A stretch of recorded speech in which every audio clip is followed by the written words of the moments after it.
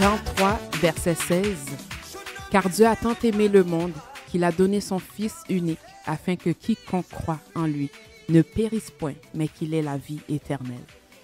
Père éternel, nous te disons merci. Merci pour ton amour infini, ton amour inconditionnel, ton amour incomparable. Merci de ce que tu as permis que par ton Fils, nous ayons accès au trône de la grâce. Et c'est devant ce trône que nous venons avec assurance par le sang de Jésus qui nous permet de s'approcher de toi, Papa. Merci Seigneur pour le pardon de nos péchés. Merci de nous permettre encore et encore de se réunir à chaque semaine, Seigneur. Et cette semaine encore, nous te remettons cette émission. Chaque famille, Seigneur, Père, ainsi que nos invités, tous ceux et celles qui sont partie prenante, Seigneur, de cette belle radio évangélique, Seigneur. Père, merci de nous accompagner. Père éternel, encore une fois, nous ne pouvons rien faire sans toi, mais avec toi, nous ferons des exploits. C'est dans le précieux nom de Jésus que nous avons prié. Amen.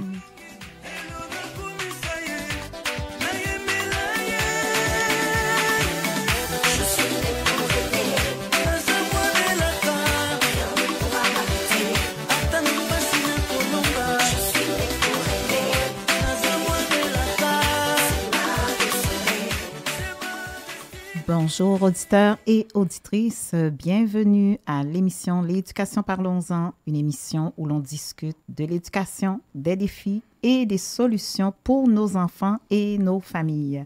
Alors, je suis Annette Jean-Jacques, enseignante et coach pour les parents de la diversité. J'anime cette émission avec ma sœur et collègue Jenny Laguerre, enseignante également.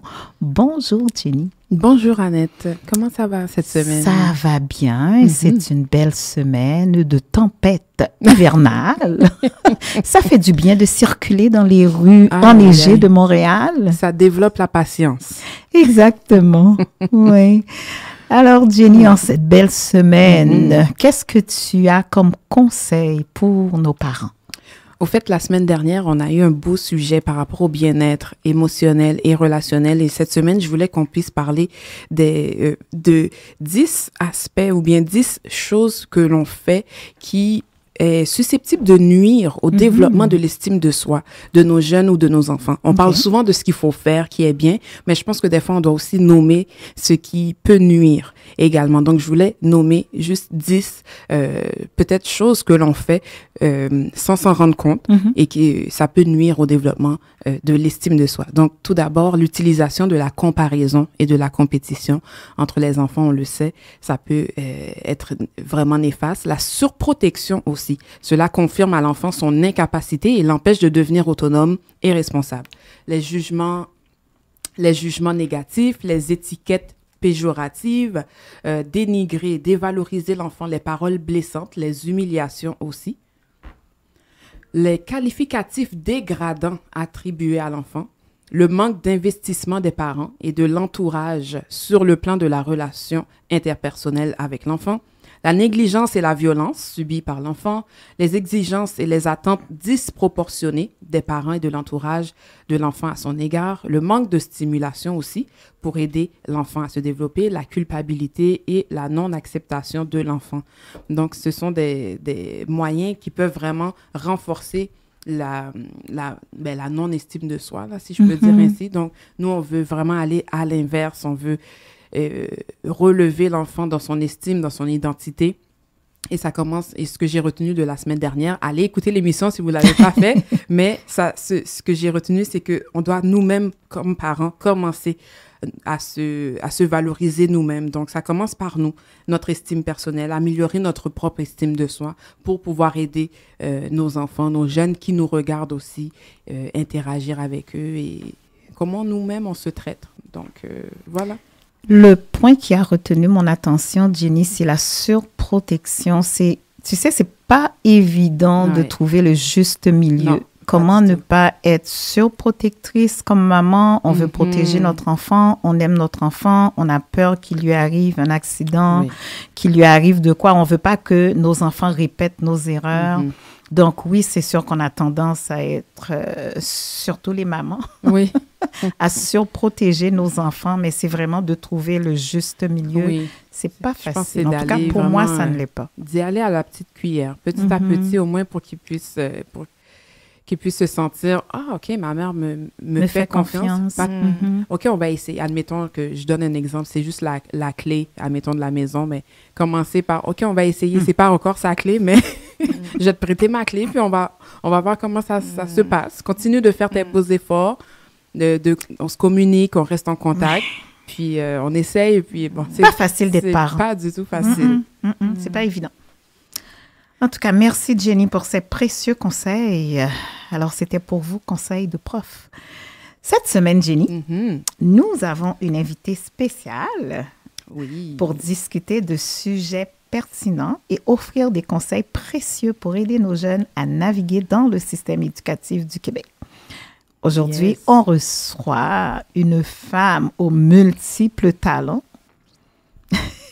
une femme qui a un sourire éclatant et qui nous fait l'honneur d'être avec nous aujourd'hui pour partager son expertise, ses connaissances avec notre auditoire. Alors, il s'agit de Madame Betty Adrien que Jenny va nous présenter. Betty Adrien a une solide expérience en coordination administrative depuis plus de 20 ans, ainsi qu'en communication et gestion de projets. Betty est une personne très impliquée dans le milieu communautaire ainsi que dans les médias non traditionnels et a de fortes aptitudes en relations publiques, création de contenu, communication ainsi que dans l'animation et modération de panels et événements depuis plusieurs années. Betty est une entrepreneure intéressée par les enjeux sociaux et de diversité au Québec et d'ailleurs, d'où, par son implication, a comme objectif de promouvoir l'inclusion avec ses plateformes médias pour créer des contenus percutants et des événements pour engager la communauté. Sa passion pour les nouvelles technologies et l'entrepreneuriat social lui a permis de mettre en place plusieurs projets, dont des médias communautaires, des événements culturels, et sous peu, le lancement de l'organisme Aptissage, dont la mission est de rendre accessible l'apprentissage d'outils bureautiques et informatiques afin de pousser l'autonomisation des individus. Merci de votre précieuse présence parmi nous, Madame Betty Adrien. On est vraiment heureuse de vous recevoir. Bon, bien, tout d'abord, c'est moi qui tiens à vous remercier pour cette invitation. Je suis très, très, très honorée d'être ici aujourd'hui. Donc, Annette, c'est quelqu'un que j'ai rencontré il y a quelques temps. Je ne sais pas, Dieu a fait en sorte qu'on se rencontre. Amen. Je pense qu'on s'est rencontrés peut-être dans un événement ou deux. Non, c'est drôle. Quand j'ai vu Annette la première fois, je l'ai croisée dans l'événement d'une de mes amies. J'ai failli lui dire « Edwidge » parce que cette journée-là, je trouvais on dirait que c'était la jumelle d'une amie à moi qui s'appelle Edwidge. J'ai dû la regarder à 3 reprises. J'ai dit, mais c'est pas une telle. C'est pas une telle. Mais je pense qu'on était dû pour se rencontrer, pour être amis. Donc, après ça, je l'ai rencontré parce qu'on s'était pas parlé à cet événement où je t'ai vu la première fois. On s'est rencontrés dans un autre événement. On est assis côte à côte. Côte à côte. Wow. OK, là, c'était... Côte à côte. C'était le moment. C'était le moment. Et puis, quand on a commencé à parler, on a vu que, wow, on a tellement de choses en commun. Chrétienne. Mettre notre GPS à chaque fois qu'on embarque dans l'auto. Écoute, she's my twin. Elle est ma twin de GPS parce que, malgré tout ce que vous avez lu, j'ai besoin de mon GPS pour aller partout. It's a must. It's a must. Je pense qu'on est trop dépendant de la technologie. Mais bref, tout ça pour dire que je suis très honorée d'être ici dans cette émission de femmes chrétiennes, dans cette émission d'éducatrices, des femmes qui font la différence dans leur communauté. Donc, merci d'avoir pensé à moi. Moi, je dis toujours, quand quelqu'un pense à moi, c'est que Dieu pense à moi. Yes. Donc, le fait que je suis ici, je sais que Dieu a pensé à moi. Donc, merci beaucoup. Merci beaucoup. Amen. Merci d'avoir accepté l'invitation, Betty. Très heureuse de t'avoir avec nous aujourd'hui. Le thème de notre émission aujourd'hui, les défis éducatifs pour la communauté haïtienne et l'importance de l'inclusion de la technologie et de l'entrepreneuriat dans l'éducation. Nous recevons donc, pour en parler, pour en discuter, Madame Betty Adrien. Alors, Betty, tu as une expérience impressionnante dans tellement de domaines, de la gestion de projets à la création de contenu, en passant par la modération d'événements. Peux-tu nous parler de ton parcours et de ce qui t'a amené à t'impliquer autant dans le milieu communautaire et éducatif? Bon, Annette, tout d'abord, comme j'ai dit il y a 2 minutes, je suis très contente d'être ici. Donc, merci à toi, à Jenny et aux producteurs de cette émission de m'accueillir. Oui, on dirait, selon mon pedigree, on dirait que je fais beaucoup de choses, mais on dirait que, pour moi, on dirait que c'est pas beaucoup parce que je fais ce que j'aime. Je fais des choses qui me permettent d'évoluer en tant que femme, d'évoluer en tant que femme chrétienne et de m'impliquer dans ma communauté. Donc, je pense que c'est ça le plus important. Des fois, les gens, ils disent « Oh mon Dieu, tu fais beaucoup de choses! » On dirait que je voudrais en faire plus. Si j'avais plus d'heures dans la journée, j'en ferais plus parce que c'est normal. Je pense que c'est pour ces choses que Dieu m'a mis sur la terre. Donc, si on parle tout d'abord de mon parcours, mes premières études en bureautique, je les ai faites au Venezuela. Donc, je suis haïtienne, je suis née de parents haïtiens en Haïti, mais à l'âge de 4 ans, je suis allée au Venezuela avec mes parents. Et puis, j'ai passé peut-être une 20aine d'années là-bas, ou presque. Et c'est là que j'ai fait mon premier cours en bureautique, qui est l'équivalent de la bureautique ici. J'ai travaillé dans des entreprises. Et avec ma famille, on est venu s'installer au Québec en 2000. Non, en 1998. On s'est installé ici en 1998 avec ma mère et mes 2 frères. Mon père était aussi venu à ce moment-là, mais il se séparait aussi. Donc, avec ma mère et mes 2 frères. Et puis, suite à ça, j'ai entrepris des études en informatique. Je voyais déjà que j'avais un intérêt pour les nouvelles technologies. Je me suis inscrite au cégep en informatique parce que j'hésitais entre la psychologie et je me rappelle plus c'est quoi l'autre chose que je voulais faire. Je pense que c'était soit la psychologie ou être vétérinaire. C'était psychologie, être vétérinaire ou bien coiffeuse. Ça, c'est une autre chose que depuis que j'étais petite, je disais à ma maman, je vais peut-être être coiffeuse. Donc, en venant ici, j'ai dit, bon, psychologie, vétérinaire, informatique. Bon, je suis là avec l'informatique parce que j'aimais beaucoup les rendus au secondaire, j'aimais beaucoup les mathématiques, la logique et tout ça. Et puis, rendu au cégep, je me suis rendu compte que c'était peut-être pas ça que je voulais parce que à ce moment-là, c'était beaucoup les langages informatiques, c'était la programmation qui est peut-être pas nécessairement le cas aujourd'hui parce que l'informatique a beaucoup évolué. Oui. Donc, c'était beaucoup de la programmation, des codes que tu rentrais à la machine. Et moi, je n'avais pas cette base-là. Et beaucoup de gens qui étaient avec moi dans mes cours, c'était des jeunes qui avaient appris à coder par eux-mêmes. Okay. Donc, non seulement je n'avais pas la base de codage que j'avais pas cherché par moi-même, j'avais pogné quelqu'un un des profs qui enseignait pas vraiment, je sais pas. Il connaissait sa matière. Il connaissait sa matière. Il n'était pas pédagogue. Je pense que c'est ça. Ça arrive. Je pense que c'est ça. Et puis, je me suis dit, ben, est-ce que je vais m'asseoir devant mon ordinateur pour coder toute la journée pendant 35 heures?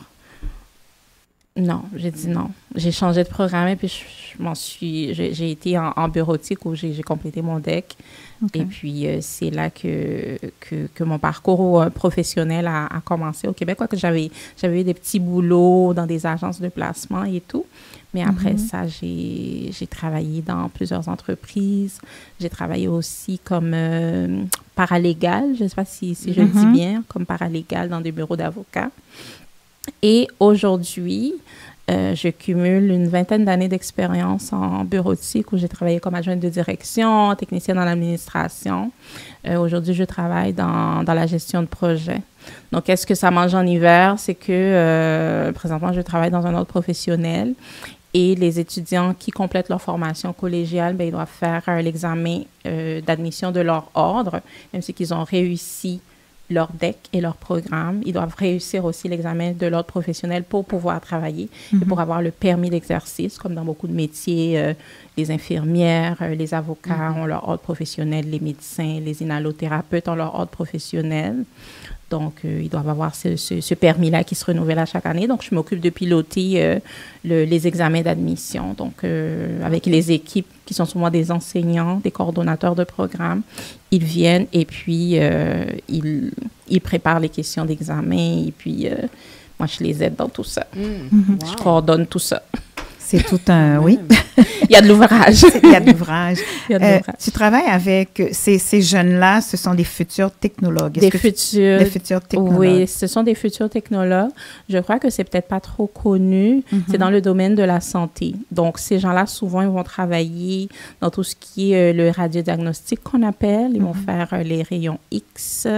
Je pense que c'est ça qui est le plus connu quand on va à l'hôpital ou dans des cliniques pour faire des examens où on nous scanne, on prend notre radiographie de notre corps. Donc, c'est ces professionnels qui s'occupent de ça. Il y a aussi les technologues en échographie qui se spécialisent dans l'échographie. Il y a aussi l'électrophysiologie médicale, que je pourrais prendre l'exemple de quand on va faire les pacemakers. C'est eux qui nous mettent les petits patchs sur le corps, qui regardent l'activité cérébrale et l'activité cardiaque. Donc, ça, c'est quelque chose, je l'ai connu un peu tard. Je pense que si je l'ai reconnu au secondaire, je m'en serais peut-être allée là-dedans parce que c'est super intéressant. Est-ce que c'est eux aussi qui font comme les résonances magnétiques? Oui, ils font partie de notre ordre professionnel aussi. Oui, technologue en résonance magnétique. Oui, tout à fait. Donc, c'est comme si on a tout regroupé ensemble parce qu'il me semble qu'il y a quelque temps de cela, peut-être que je me trompe, mais il me semble qu'au Cégep à Wannsee, qu'il y avait le DEC en radiologie. Oui, ça se peut-tu? Oui. Donc, ils ont tout combiné ensemble? Non, ils l'ont combiné dans l'ordre professionnel parce que le programme, c'est encore un DEC, soit que tu fais un DEC en radiodiagnostic ou bien un DEC en médecine nucléaire ou bien un DEC en radio-oncologie ou bien en électrophysiologie médicale ou bien en échographie. Il y a 5 domaines, mais c'est tous des DEC différents. Et ça peut se ressembler, mais les activités sont totalement différentes. Et comme je disais à Annette, hors caméra, je sais que dans notre communauté, on aime beaucoup les métiers de la santé, mais ces métiers-là sont un petit peu moins connus que ceux des soins infirmiers. Mais c'est dans la santé. Et ce qui est intéressant, c'est que les technologues n'ont pas exactement la même charge, par exemple, que les infirmières. Fait que ça peut être intéressant pour les gens qui s'intéressent beaucoup au domaine de la santé. Puis c'est un DEC aussi, un DEC de 3 ans. Un DEC de 3 ans. Bon, les étudiants peuvent le faire sur 4 ans aussi, il n'y a pas de problème. C'est vraiment intéressant. Oui. Ça. Puis, dans le fond, où est-ce que c'est regroupé? C'est dans l'ordre professionnel. C'est dans l'ordre professionnel que c'est regroupé, exactement. Donc, c'est vraiment sérieux. Même une fois que le DEC est fini, ils doivent aller passer un examen. Oui, ils doivent passer un examen. C'est 150 questions. C'est un examen qui dure à peu près... ils se présentent à 8h, 8h30, puis ils peuvent partir de là à 3h30, 4h. Oh, OK. Oui. Une journée d'examen. Une journée d'examen, wow. Oui. Okay. Donc, c'est moi qui pilote tout ça. Et puis même, quand c'est le temps d'être assermenté, mais je m'occupe aussi de la préparation pour la prestation de serment. Oui. Betty, on sait que les jeunes de la communauté rencontrent pas mal de défis dans le système éducatif québécois. Toi, dans ton expérience, est-ce que tu penses que les différences culturelles, linguistiques et les attentes sociales jouent un rôle important dans leur parcours scolaire? Je pense que dans certains cas, oui. Je ne voudrais pas généraliser. Peut-être qu'un jeune qui j'aime pas beaucoup utiliser le terme quartier défavorisé parce que oui, peut-être que les chances ne sont pas égales au niveau économique, mais c'est une réalité. C'est une réalité. Donc, on peut penser peut-être que les jeunes qui viennent de quartiers défavorisés, qui sont racisés, réussissent moins bien, mais mon expérience personnelle m'a amené à voir beaucoup de jeunes aussi qui excellent à l'école et qui viennent de quartiers défavorisés. OK, moi, je suis arrivée au Québec, j'étais pas très riche et puis j'ai toujours quand même eu un intérêt pour certaines choses. Ma mère m'a toujours dit, tu as toujours été bonne à l'école, tu étais toujours bonne en français, en maths. Donc, moi, j'aime étudier. À l'âge que je suis dans la quarantaine et quelques, j'étudie encore parce que je me dis que quand tu étudies, tu vas chercher des aptitudes que tu n'as n'avais peut-être pas il y a 10 ans, Exact. mais qui vont être utiles dans 10 ans. Oui. Donc, pour moi, je pense qu'il n'y a pas d'âge pour étudier. Donc, pour revenir au sujet des jeunes, oui, ça peut être un obstacle. Quand un jeune, tu n'es peut-être pas assez encouragé du côté institutionnel et du côté familial. Je m'explique.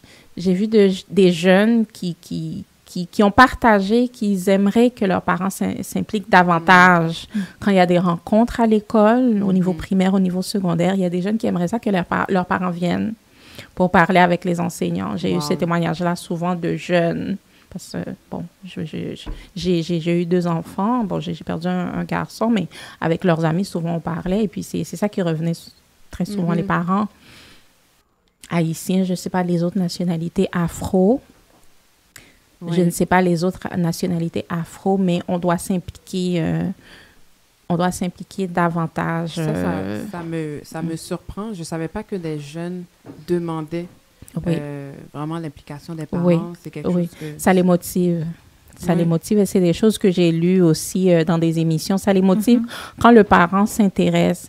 Parce que dans notre culture, souvent... Oui, le parent est intéressé par nos études. Ma mère a toujours été intéressée par mes études, mais il y a peut-être une génération qui est plus, comment je peux dire, qui est là, bon, tu dois réussir, sinon je vais te taper. C'est plus, je ne sais pas quel terme que je devrais utiliser, c'est plus un côté plus invasif, un petit peu moins gentil sur l'enfant, je vais te punir, c'est plus punitif. Oui. Je pense qu'il y a une certaine génération, ils voient ça d'un côté plus punitif. Si tu n'as pas des bonnes notes, tu ne sors pas. Si tu n'as pas des bonnes notes, je vais te taper. Mais je pense qu'en s'impliquant, en étant un petit peu plus patient, parce qu'il y a beaucoup de caricatures aussi. Moi, je m'intéresse beaucoup à la culture générale et on voit les caricatures des parents afro. Hey! Là, j'ai le ceinturon, là, tu vas me répéter ça, parce que c'est comme ça que c'était en Haïti. Moi, je n'ai pas étudié en Haïti, mais on dit qu'en Haïti, on tape l'enfant. Ça existe encore, ça? Non, mais bon, dans le passé, peut-être, c'est ça. On m'a dit qu'en Haïti, les enseignants tapent. Non, mais ici, je pense pas que... Ah non, ici, non. Non, ici, non. Ici, non, mais... Ah, OK, tu veux dire dans... Ah, mais je pense que oui. D'une certaine façon, il y a encore un peu de de violence, que ce soit verbale ou psychologique derrière. Peut-être un peu moins de bâton. Bâton. Oui, on se comprend. Oui, bâton. On se comprend. C'est bâton. Oui, on se comprend. Mais oui, je pense que il y a des jeunes, ça les aiderait davantage s'il y avait moins le côté bâton puis un côté plus accompagnement du côté des parents. Moi, je pense pas que j'ai jamais été un parent parfait. Même aujourd'hui, j'apprends encore, malgré que mon fils a 21 ans. Mais ce que je lui ai toujours dit, j'ai essayé de pas être ce parent, je dis pas que j'étais pas sévère, mais j'ai essayé de pas être ce parent qui était toujours dans la punition. Tiens, la caricature du parent qui a la ceinture, le fouet, là, j'ai essayé de pas trop avoir ça parce que je l'ai pas tellement eu, heureusement, mais j'ai vu beaucoup ça dans mon entourage. Donc, j'ai essayé d'être quelqu'un de plus souple et d'être beaucoup dans l'accompagnement. As-tu besoin d'aide? Quand je prends l'exemple de mon garçon, Ismaël, c'est un enfant que les premières années, puis c'est curieux qu'on parle de ça, je vais vous raconter quelque chose. Les premières années au primaire, il y avait des problèmes de comportement. Il avait un petit peu de misère. Et puis, à un moment donné, il y a une enseignante qui est arrivée, je pense que c'était en troisième année, une enseignante qui le stimulait beaucoup positivement. Quand je te dis que cet enfant a commencé à avoir des bonnes notes à partir de cette année, je vais jamais oublier ça. Okay. Jamais. L'enseignante le stimulait comment? Elle le stimulait dans le sens qu'elle l'encourageait. Elle n'était pas dans une pédagogie plus trop punitive, je pense, parce que moi, je n'étais pas dans la classe. Mais ce que mon fils me dit, c'est qu'il adorait cette enseignante-là. C'était en troisième année. J'aurais dû garder le téléphone de cette enseignante. Il a passé une super de belle année scolaire au primaire. Je pense que c'est la troisième année. Après ça, là, mon fils, là, jusqu'à aujourd'hui, il est au cégep. Ses notes, c'est 80 et plus. Wow. En maths, là, 80 et plus. Ça prenait ça. prend le... pour Mais comme stimuler. tu as nommé l'encadrement, je pense, l'environnement, je pense qu'il y a le côté familial et le soutien aussi scolaire, académique, qu'on peut avoir, mais ne serait-ce qu'une personne, des fois à l'école, Ça fait la significative, différence. qui Il a changé. Puis Ouais. je dis pas qu'il avait un problème, parce que moi, personnellement, j'avais pas remarqué qu'il avait des problèmes de comportement, mais souvent, je me faisais dire, bon, il dérange ici, ça, il est problématique. Puis pourtant, c'est pas un enfant si méchant que ça à la maison. Mais cette année qu'il a eu cette enseignante-là, il m'a dit, ah, mamie, j'aime beaucoup mon prof. J'aime beaucoup mon prof. Puis il y a eu une belle année scolaire. Puis après ça, ces notes-là, c'est moi qui les courais après. Même rendu au secondaire, je me disais, il va peut-être avoir de la difficulté avec les maths. Je dis, je vais faire ce que je peux parce que moi, les maths que j'ai appris, tu sais, je sais que les maths, ça évolue un peu selon les années. C'est plus la même chose. C'est plus la même chose. J'ai dit, bon, je vais voir comment je peux l'aider. Écoute, je me rappelle même pas si je me suis assise 3 fois avec lui au secondaire pour l'aider avec ses devoirs. Il est très autonome. Très autonome au secondaire. Il a toujours eu de très belles notes. Puis même jusqu'à aujourd'hui, c'est un premier de classe. Ça a pris ce déclic-là. Oui, je pense que oui. Fait que tout ça pour dire que il faut être encadré par les parents et par les institutions aussi. Il faut pas dire... Souvent, je vois des préjugés, des gens qui ne sont pas de notre origine. C'est comme des préjugés non écrits, comme vous le savez, qui pensent que peut-être une certaine communauté apprend d'une certaine façon, ou bien je veux pas rentrer non plus dans le sujet du racisme systémique ni dans la politique parce que c'est un peu sensible, mais nos étudiants racisés rencontrent beaucoup d'embûches. Tout à fait. Comme je vous dis, je m'intéresse beaucoup à tout ce qui arrive au niveau social et j'ai vu des témoignages de personnes qui étaient étudiants en soins infirmiers, qu'il y en a qui trouvaient que c'était très dur pour eux. Je ne sais pas si tu as vu l'étude, une recherche qui a été faite par Barbara. Ça te dit quelque chose? Barbara Augustin, elle enseignait au Cégep Saint-Laurent. Oui, je pense que j'ai lu J'ai oublié le ça. nom de sa collègue. Les deux étaient venus ici à l'émission pour en parler. Je pense que j'ai lu ce reportage. J'ai vu ce reportage. Oui, parce qu'il y a eu une recherche qui a été faite là-dessus, surtout pour les femmes qui étudient en sciences techniques et sciences infirmières. Oui, parce qu'on représente quand même une bonne partie de ces étudiants-là. Bon, je dis je n'ai jamais étudié dans le domaine, mais les femmes noires représentent une bonne partie de ces étudiants. En tout cas, c'est dommage, mais bon. Betty, je sais que tu es très impliquée au niveau de l'entrepreneuriat social. Comment est-ce que tu penses que ça peut aider à l'inclusion et à la réussite des jeunes dans leur parcours éducatif, l'entrepreneuriat social? L'entrepreneuriat social est important, mais même avant l'entrepreneuriat, s'impliquer dans sa communauté, c'est tellement important. Je pense que tout le monde devrait essayer ça. Ne serait-ce que faire du bénévolat dans son quartier, aller là où est-ce qu'il y a les centres d'aide pour familles défavorisées, les centres pour personnes âgées. Les églises. Les églises.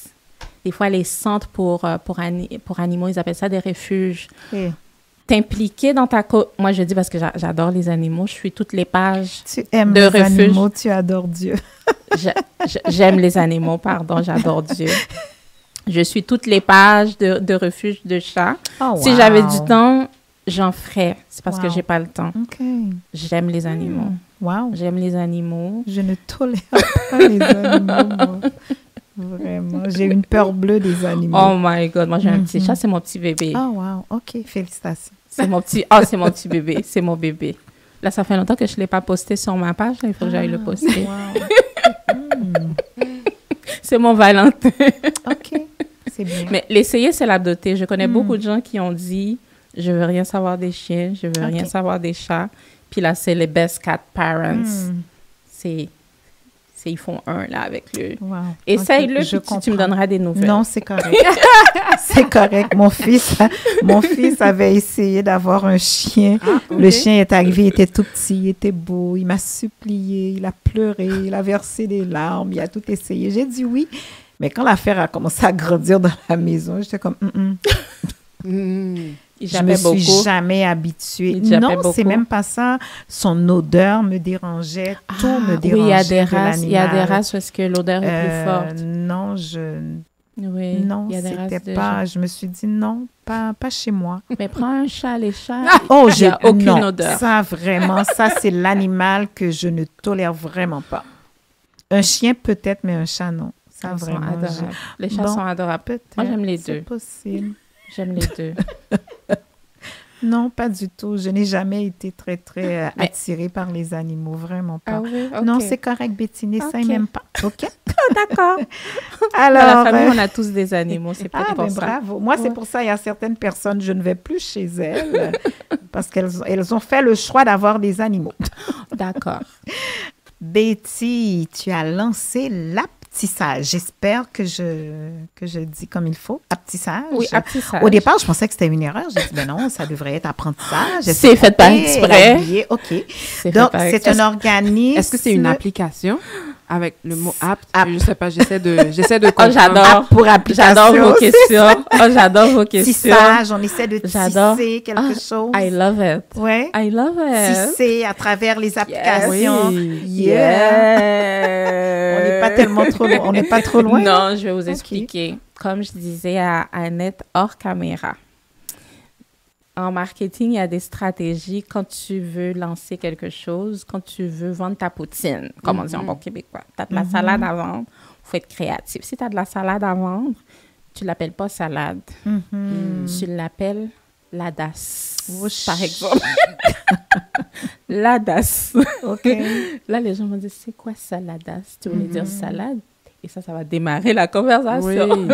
C'est une stratégie de communication. Donc, quand on crée un projet, une entreprise, on peut l'appeler Beauté, Merveille du Royaume, mais on peut choisir un nom différent qui va amener les gens à se questionner et à dire, mais pourquoi c'est comme ça? Pourquoi c'est comme ça? Est-ce que c'est une erreur?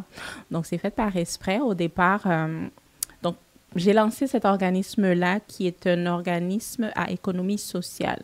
Donc, un organisme à économie sociale, ça veut dire que c'est une OBNL, un organisme à but non lucratif, mais qui offre des produits et services pour aider la communauté et les individus. Donc, c'est un peu ça, l'économie sociale. C'est pas juste la bienveillance, par exemple, où on pourrait donner, par exemple, des paniers aux familles défavorisées, mais on offre des produits et des services pour aider la communauté. Donc, c'est ça l'économie sociale. Et puis, ce nom, vous savez, dans un organisme à but non lucratif, il doit être quand même composé de plusieurs personnes. Et puis, avec mes partenaires, mon frère et d'autres personnes qui font partie, j'ai dit, ben là, ça serait quoi le nom qu'on pourrait donner? Et puis, j'ai dit, je vais essayer de voir comment que je pourrais patenter quelque chose qui attirait l'attention. Et puis, j'avais trouvé 2-3 noms. Et puis, en discutant avec l'équipe, on a dit, bon, ça peut-être. Et puis, j'ai vu app, qui est application. Application, ça veut tout simplement dire logiciel. Ce sont des synonymes. App et tissage, créer des liens. Parce que moi, dans tout ce que j'ai fait jusqu'à maintenant, au niveau des communications, une des choses que j'aime faire, c'est de créer des liens, permettre que des gens connectent ensemble, que ce soit par des événements, que ce soit au niveau des relations publiques, parce que quand tu fais des relations publiques, mais tu connectes des gens. Les gens m'ont toujours dit ça, ils m'ont toujours dit que, Betty, toi, tu as le don de réunir les gens. Donc, j'ai dit, je pense que n'importe quoi que je veux faire, il faut que je sois capable de réunir des gens. Donc, le but, c'est l'apprentissage et par les faits même, réunir les gens, créer des liens et des tissages. Wow. Ah, on n'était pas si loin. Exactement. Mais c'est bien. C'est comme si tu as réuni un peu toutes tes compétences, Ouais. tes aptitudes, tu C'est les ça. as comme réunies ensemble. C'est ça. C'est vraiment intéressant. C'est ça le but parce que je me suis dit, je pense que si je suis encore sur Terre, oui, j'ai fait beaucoup de choses, mais s'il me reste des choses à faire, pourquoi pas partager mes connaissances avec les gens? Merci. Et pourquoi pas partager mes connaissances avec, avec les gens? Je pense que c'est une des choses pourquoi Dieu m'a mis sur Terre. C'est de ne pas garder mes dons pour moi parce que c'est biblique. Quand on a des dons, nos dons doivent être au service des gens. Là, je ne sais plus c'est quoi le verset. C'est pas pour s'enorgueillir, là. C'est pas- pour non. le mettre au service Au des service gens. des Oui, gens, au Mhm. service Oui. des gens. Mhm. Donc, je crois que c'est ma mission, une de mes missions, c'est de partager mes connaissances de façon très humble, évidemment, de partager mes connaissances avec les gens. Et j'ai dit, ben, je vais lancer cet organisme-là parce que j'y pensais depuis longtemps. Mais en affaires, il faut avoir une structure. Exact. Donc, j'avais essayé de donner des formations, mais ça marchait pas. Je me prenais pas de la bonne façon. Et en faisant des cours, justement, en entrepreneuriat, c'est là que j'ai appris c'était quoi l'économie sociale. Et dans ces cours-là, j'ai pu structurer mon projet. J'ai fait tout ce qui est la recherche, parce que tu dois faire une recherche de mise en marché. Donc, j'ai fait ça. Et puis, j'ai vu qu'il y avait un besoin. Donc, le besoin, c'est quoi? Le besoin actuel de gens est d'avoir des formations qui sont abordables, des formations abordables. Parce qu'actuellement, dans l'étude de marché que j'ai faite, j'ai vu que beaucoup de ces formations, ça revenait à une centaine de dollars de l'heure. OK. De l'heure. De l'heure. OK. Et si tu veux prendre une formation qui dure une journée, en moyenne, c'est 3-4 heures minimum, jusqu'à 6 heures par formation. Ouais. Tiens, ça va te coûter On quand même une s'entend. centaine de dollars. Et puis Ouais. ça, c'est pour un logiciel, un programme. Donc, j'ai dit, pourquoi pas créer des formations plus abordables? Je ne dis pas que ça va être 10 dollars non plus de l'heure, mais créer des formations plus abordables et surtout en allant chercher les gens de la diversité. Quand je parle de gens de la diversité, ce sont vraiment des gens qui nous ressemblent, des gens latino-américains, maghrébins, qui sont au Québec depuis longtemps ou bien qui viennent d'arriver, mais qui ont besoin de développer leur aptitude pour évoluer dans leur travail. Parce que pour avoir une promotion, mais il faut quand même que tu aies des aptitudes parce que ton gestionnaire, il va voir tes aptitudes à toi versus les aptitudes de ton collègue. Il va voir peut-être qui est le mieux prêt pour cette promotion. Donc, en ayant ces connaissances de base et plus, mais ça peut t'aider professionnellement. Ça peut t'aider aussi avec ton entreprise. Moi, si je peux être une entrepreneur, c'est entre autres grâce à l'informatique. J'ai des projets que je ne dois pas payer quelqu'un pour le faire. J'ai des applications qui le font pour moi. Parce que je n'ai pas le budget. Mais c'est des habiletés, des aptitudes que tu as développées C'est des toi-même. aptitudes là. que j'ai développées moi-même. C'est des aptitudes que j'ai développées moi-même. Donc, le but de Aptissage, en peu de mots, c'est d'offrir des formations innovantes et inclusives. Inclusive, ça veut dire pour tout le monde. Ça ne vise pas juste des hommes qui sont, par exemple, diplômés, qui ont un baccalauréat, une maîtrise, mais des connaissances qui peuvent être utiles à différents publics, à différents individus, qui peuvent les propulser dans leur parcours professionnel et entrepreneurial. Wow. Donc, c'est à ça que ça sert, Aptissage. C'est ça l'objectif. Et je finalise le tout. Et puis, ça devrait être lancé d'ici une semaine ou deux, si Dieu le veut. Oui, ça fait plus d'1 an que je travaille là-dessus parce que, bon, comme je l'ai dit, je n'ai pas nécessairement le financement. Quand on commence, on ne peut pas nécessairement toujours aller chercher le financement quand ce n'est pas concrétisé. Donc, il y a beaucoup de choses que j'ai dû le faire moi-même. Mon site web, Dieu m'a donné le don que j'ai appris à faire des sites, donc j'ai pu faire mon site. J'ai hâte qu'il me donne ce don. Et j'ai monté moi-même une première formation qui est Word de base, que beaucoup de gens peuvent penser que c'est banal, mais même pour des étudiants qui sont au secondaire aujourd'hui, manipuler Word est une nécessité. Oui, tout à fait. Est une nécessité pour leurs études. Donc, cette formation-là, c'est pour des professionnels, mais c'est aussi pour des étudiants. C'est bien. Des étudiants peuvent le suivre parce que ça va leur aider dans leur parcours scolaire. Connaître Word, ça peut t'aider. Connaître Google Docs, ça peut t'aider dans ton parcours scolaire parce que je ne pense pas qu'à l'école, vous, en tant qu'enseignante, je ne pense pas que vous ne prenez plus les notes papier, là. Peut-être non, madame. C'est ça. C'est fini, ça, les notes papier. C'est ça. Fait que c'est ça l'objectif de aptissage, que tout le monde soit à l'aise. Si je vous donne un exemple, ma maman, elle voulait rien savoir de la technologie. On lui disait, moi puis mes frères, Mommy, on va te payer l'Internet. Prends l'Internet. Elle veut pas. Elle a la tête dure, la madame, c'est une Haïtienne. Mind you. Là, elle a décidé qu'enfin, elle va prendre Internet pour payer ses factures parce que là, pas le choix. Les guichets, il n'y a plus de guichet. Il n'y a plus de guichet. Il faut que tu sois capable de payer ta facture en ligne. Là, ma mère est rendue tellement techno. On est tellement fiers d'elle. C'est moi puis mes frères. On lui a tout montré.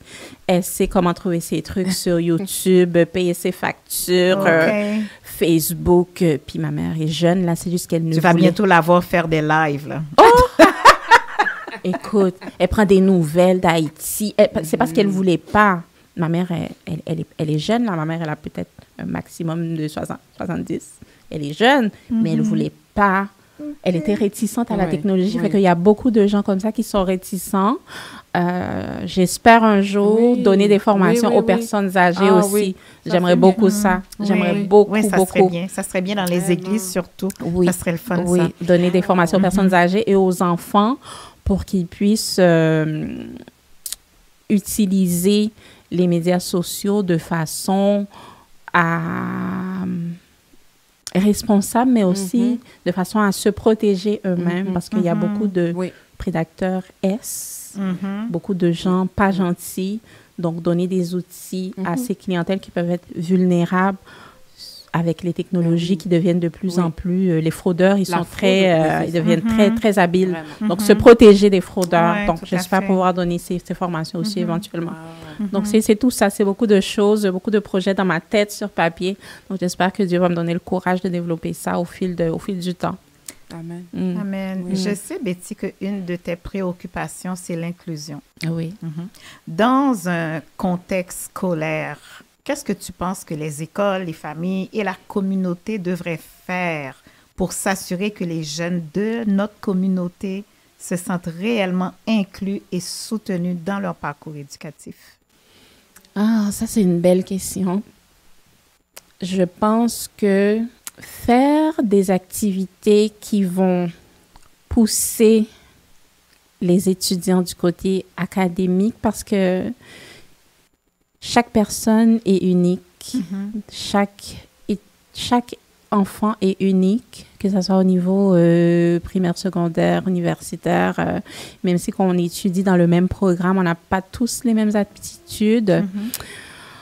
Je pense qu'une des choses serait de peut-être comprendre que tout le monde n'apprend pas de la même façon. Il y a certains programmes où des étudiants ne réussissent pas très bien. Peut-être que le programme n'est pas enseigné d'une façon adaptée. Je sais que c'est peut-être pas réaliste, qu'est-ce que je dis, mais ce qui serait important, ça serait de tenir en considération que c'est pas parce que quelqu'un ne réussit pas qu'il n'est pas intelligent. Exactement. Je pense que les éducateurs, les ministères devraient se pencher davantage là-dessus. Dans des pays comme le Canada, les États-Unis, la France, ça, c'est pas juste un problème québécois. Il faut aller voir pourquoi que certains réussissent moins bien que d'autres. Mais plus tard dans la vie, ces mêmes étudiants au secondaire qui n'avaient pas des bonnes notes, plus tard dans la vie, c'est des chefs d'entreprise. Moi, j'ai vu ça très souvent. Des chefs d'entreprise où on disait, mon Dieu, il n'est pas bon, il n'est pas bon, il n'est pas bon. Puis plus tard, cette personne réussissait. Donc, comprendre comment qu'on peut faire pour les encadrer. Pourquoi que les jeunes décrochent? Il y a beaucoup de décrochage. je ne sais pas si le gouvernement se penche un petit peu là-dessus. Est-ce qu'on investit dans l'éducation? Parce que je sais que c'est pas toujours de la faute aux enseignants. Ils font avec ce qu'ils ont. C'est pas la faute aux enseignants, pour commencer. C'est pas que c'est pas toujours. C'est ça. C'est pas la faute aux enseignants. C'est parce que, bon, c'est sûr que c'est tout le système qu'il faut revoir. C'est le système. Tu sais, il y a des jeunes, ce que ça leur prend, c'est de trouver quelque chose qui les allume. Oui. Il y a des jeunes qui sont dans un système, bon, ça n'a pas fonctionné et puis ils continuent d'être dans le même système. Pourtant, ça ne fonctionne pas. Par exemple, j'ai un de mes jeunes cette année. Moi, j'enseigne en FMS, formation des métiers semi-spécialisés. Lui, il ne fonctionne pas à l'école. Il fait rien en classe, maths, français, il comprend rien, il fait rien. Pourtant, il fait un stage, 3 jours semaine, il excelle. On l'aime tellement dans son milieu de stage, ils veulent l'engager tellement que ça va bien. Donc, c'est un jeune. Tu vois, je me suis assise avec ce jeune-là pour lui expliquer, pour lui dire, écoute, tu fonctionnes très bien, ton stage, ça va super bien, le propriétaire veut t'engager. Qu'est-ce que tu penserais? Parce que c'est un jeune c'est un non-lecteur. Un non-lecteur, secondaire 2. Oh là là. Et puis, je lui ai dit, on a essayé de trouver un programme pour qu'il puisse faire le cours, parce qu'il est dans un garage, compléter le cours de garagiste, même s'il est non-lecteur. Wow. Puis tu vois, je lui ai offert, mais sa première question, c'était « Oui, mais madame, et l'école? » Tu vois, donc c'est vraiment ce besoin-là terminer ses études. Même il est conscient qu'il est non-lecteur. Même si au départ, il ne voulait pas l'admettre, mais il en est conscient. Wow. Tu vois, donc je me dis, ces jeunes-là, ils ont besoin de trouver quelque chose qui les allume, quelque chose pour qu'ils se disent, OK, ça, j'aime ça, puis je me Comment faire pour les encadrer? Comment faire? C'est ça. Tout le monde apprend pas de la même façon. Exactement. Tout le monde a le programme ministériel de tel ou tel programme au primaire, au secondaire, ou au collégial. Il est correct, mais il est peut-être correct pour 70-80% des individus. On demande aux enfants, on demande aux jeunes de s'adapter au programme, alors qu'on devrait s'adapter à ces enfants. Exactement. Malheureusement, c'est pas le cas. Exactement. Bon. Dis-moi, Betty, le numérique, toi, on sait que tu es très, très, très... J'aime ça. Oui, tu aimes ça. Alors, le numérique, c'est un secteur en constante évolution. Selon toi, c'est quoi les métiers émergents dans le domaine des technologies et pourquoi ces métiers sont particulièrement pertinents pour les jeunes d'aujourd'hui? Il y a beaucoup de métiers émergents, mais il faut prendre ça avec un grain de sel. Tu sais pourquoi? Parce que j'ai vu récemment qu'il y a eu beaucoup de mises à pied dans des entreprises de la haute technologie, comme Google, Facebook aux États-Unis. Soit qu'ils ont embauché trop de personnes ou bien, je ne sais pas, il est arrivé quelque chose. Mais j'ai lu plusieurs articles comme quoi que beaucoup d'emplois avaient été perdus dans les nouvelles technologies. Pourtant, on dit que l'intelligence artificielle va remplacer le travail de l'humain, etc., etc. Je pense que, oui, il y a des emplois qui vont disparaître. Si je prends l'exemple peut-être de graphistes, de moins en moins de gens recherchent un graphiste, mais ils cherchent plutôt des créateurs de contenu qui puissent faire des affiches, des vidéos. Donc, ils cherchent des gens avec des connaissances un petit peu plus numériques et pointues. D'autres métiers que je pourrais prendre en exemple, le métier de secrétaire. Il n'y a pas beaucoup d'entreprises qui ont besoin que des tâches soient exécutées par une secrétaire. Maintenant, on parle plutôt de coordonnatrices, des adjointes de direction. Dans d'autres cas, c'est des gestionnaires de projets.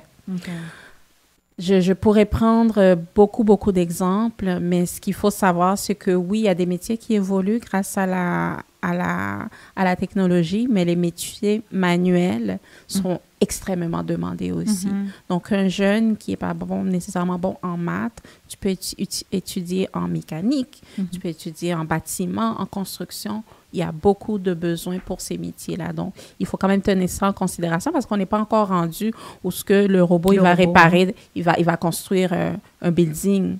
Même si j'aurais 500 robots, il ne pourrait pas bâtir ce building. On n'est pas rendu là. Même dans 50 ans, je ne pense pas qu'on va être rendu là. Peut-être, mais je ne crois pas. On a encore besoin d'être humain pour faire certaines choses. Wow.